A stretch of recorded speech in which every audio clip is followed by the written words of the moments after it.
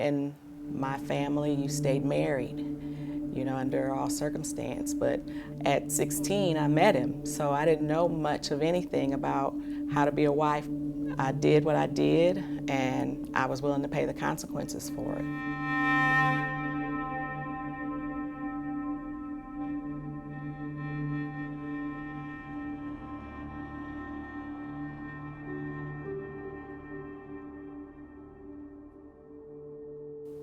Being incarcerated was one of the best things that happened to me because I didn't know how to get away from him, and I didn't know peace. I had no peace at all. I was there for a reason, and I truly believe that the steps of the righteous are ordered by the Lord. Don't adapt to the environment, because me not adapting to the environment is what made me stand out. I was praying. I was praying with a girl in the hall. One of the wardens was like, "No touching, no touching." And Warden Jones, she said, "She can pray." She's like, "Come in my office." And she's like, "What are you doing here?" And she was the very first person that I told my entire story to. She believed in me, and she could see that I was different. So she took that file, she took my medical records, and she started writing the judge and teaching me how to write the judge and telling me how the kids should write the judge. Then finally I got a judge who was like, "You had a horrible attorney, you had a horrible judge, and I'm going to commute this sentence to time served."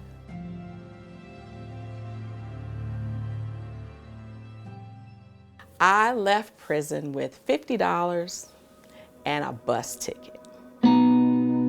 I was a nurse all the way through. So I graduated from nursing school in 1990 while I was pregnant with my son, and I worked as a nurse until I was incarcerated.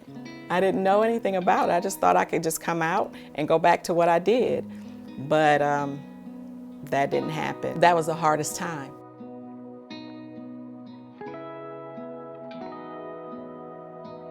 And I didn't know what to do. So I had to figure it out myself. So I worked 2 jobs during the day, and I worked a hotel at night for a room.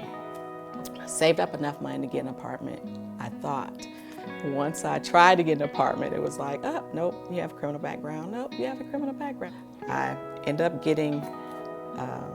joining a church that who also had somebody who noticed. One day he asked me, he's like, "What are you doing working at Subway?" I told him my story, and he said, "You can do better than that." So one of the things he told me to do was tell your story, tell people. So went to a job, a couple of them. I went to one job, and they was like, "Nah, I understand, but policy says, policy says." So I went to one place, and he said, "You're going to get that." And I told them, I said, "I'll start at the bottom and work my way up." And they hired me. It was a laboratory which used my nursing. I could talk to doctors. I knew how to talk to nurses. I knew how to look at results. I knew how to make sure that the results were good. End up being from a ground floor phlebotomist to the vice president of this company, simply because somebody believed that I could do better than I was doing.